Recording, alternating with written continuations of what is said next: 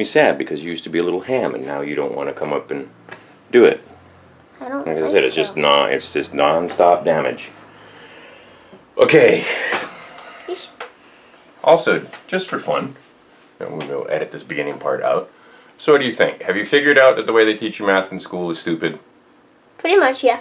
And they teach you the hardest way possible? Pretty much. Does the way they teach you in math at school, is it make it easier to understand or harder to understand? No, harder, yeah. Harder than it would be. Does it make it seem like it's fun and easy, or does it make it seem like something that's work and difficult? Difficult. Work. Most of my friends tell me in second grade they liked it when you would come. Yeah, I know. So I've been actually mobbed by a couple of kids now that are like, "How come you don't come teach us anymore?" Oh well. Anyway, because when I taught math, it was fun and we had a good time. And when you guys do math, what are you doing? Worksheets and stuff like that? Mm-hmm. And then do you have to give presentations about math in school, or do you just get, the teacher just tells you what to do? Or do you get to get... Sometimes you get to tell the class what you think once in a while, but sometimes I don't. Sometimes I do it, but not all. But not usually. Not usually. Just come over. Yeah. Yeah. Most of the time, not for me. Yeah, usually it's just a teacher up there telling you what to do, right? Yeah. Okay, so now explain to me again why it is that you don't like to give presentations anymore. And if I get a single thing wrong, my whole class will laugh at me. So when you're up at the front of the room, everybody laughs? Pretty much. So now you don't know, but you're just here with us. It's just me and your brother. Are we going to laugh at you? Probably not, right? Yeah. And I told you, because this came, put your head up, child, chin up. This whole thing came about is because I said, well, why don't you give the little presentation? And he said he didn't want to because of a lot of different things. And I said, well, you know that somebody's here to help you, right? That would be me, right? Mhm. Okay, no need to get upset, child. I'm telling you, see, and this is the thing. That kind of trauma at school translates to everything else, right? Translates here, right? Even though you're in a safe position. I understand. I understand. Right? Doesn't even want to be on camera. Okay. But you're okay here, right? All right.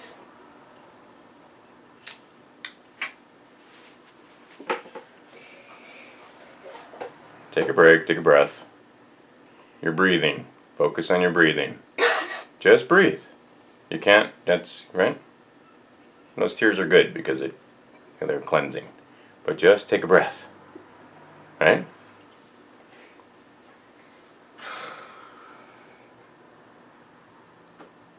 Don't tell me this isn't harm. But the way I look at it is you're going through it so that you will have the same thing as me when I failed calculus, right? If I didn't fail calculus, I would have very little empathy for the kids, right? But now I understand, I completely empathize with kids that, I got as far as calculus before I failed. But what if you only got as far as fractions? Or what if you only got as far as division? Yeah. Or what if you only got as far as algebra? It's the same thing. It's the same feeling, right? I completely get it. Now, this kind of anxiety is 100% induced in a classroom situation when it's done wrong. No question. But like I said, now you will have empathy for others. And now you understand why the work that your father does is kind of important. Right? And that's why I say it's not about the money, it's about the math. You do the math, you help others learn math, the money will follow you. You won't be able to run away from it. Alright, can we start? Yeah. You ready? Yeah. Alright. Don't we need a piece of string? No, we're gonna use our imagination for a piece of string. Oh, you know what we could get though? Go get the other whiteboard that you guys had outside.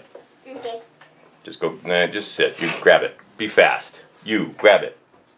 You said it. Oh, no, that's a different one. That's a bigger one. We need to give that big, no. Head. He likes his toys. I know. We'll get. It's fine. Yeah. We'll give them back. Oh my goodness. So here's this. That's destroyed. Just come. Just cut. And be quiet. Sit. All right.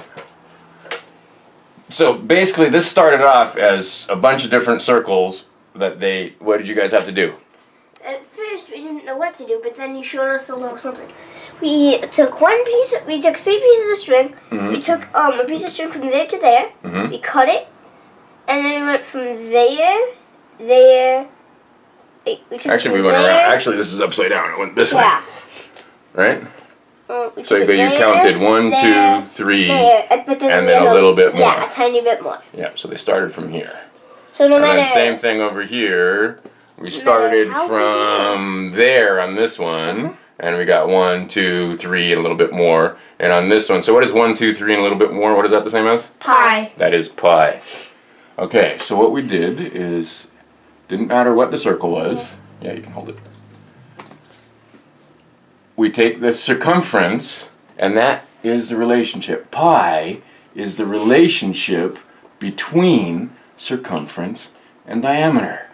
No matter what circle you Now we need to know vocabulary again, right? So let's talk about vocabulary again. What's it on any other shape, like this shape or a triangle? When I go around, what's it called? Perimeter. Perimeter, right? And the same thing. If it's a triangle, it's still perimeter. Perimeter. Okay. Now. But we're using circles. Uh-oh. We're using circles. So it's. Okay. That's it. So now, in a circle, what's it called? Circumference. Circumference. C. I'm just going to call that C, exactly. Now, what do I call it from here to here? Diameter. Diameter. And what do I call it from just here, the middle of the circle to the edge? What do I call that? Radius. Do you remember? Radius. Radius. That's Okay, the see, one they're going to write a little paragraph or two about this, right? Yeah, probably. And then hopefully we're going to get it up on, we'll get this video and... I'll make another video of what we wrote about. Yes. This is and I'll just translate it. You write it out, and I'll just type. I'll just get. Well, actually, I won't. I'll get somebody to do it for me. Don't hit the tripod, please. Okay. So, pi equals C over D. Now, oh wait. So what's D the same as? How many R's in a D? 3. 2. 3. How are you getting 3? If I go from here, about 2. If I go from here to there, that was a good circle, and it's not. You can tell because it's all messed up. 2. How would you get 3? 2. I don't know. And if I was measuring how many R's went around, how much would I have? 4. Went all the way. If I was going to measure R's, how far around would I get? How many of them would I have? If I have 3 D's... 6. What do you think? Yeah, 6. Because I have 2 R's for every D, right? Mm-hmm. And then why would I have 4? 3 times. Explain to me your thinking. Why would you think it would be 4? No reason. No reason? Then why did you say it? See, this is why we like mathematics. Because we can justify our reasoning and thinking. Okay. So D is 2R. Now, you had lots of questions like, why is pi so cool and what's the big deal? All right, well, let's get into what's the big deal? What's the big deal? Well, okay. Let's see here. So now we did this. We went around. We actually measured, and we know that yeah. There you go. Hold it up, Vanna. Thank you very much. Here, you hold it. Okay. We know that. Does it matter what circle it is? What the size of the circle you'll is? always have 3 and a tiny bit more if you take it from the middle. Right. Okay. Oh, I think your sister's here.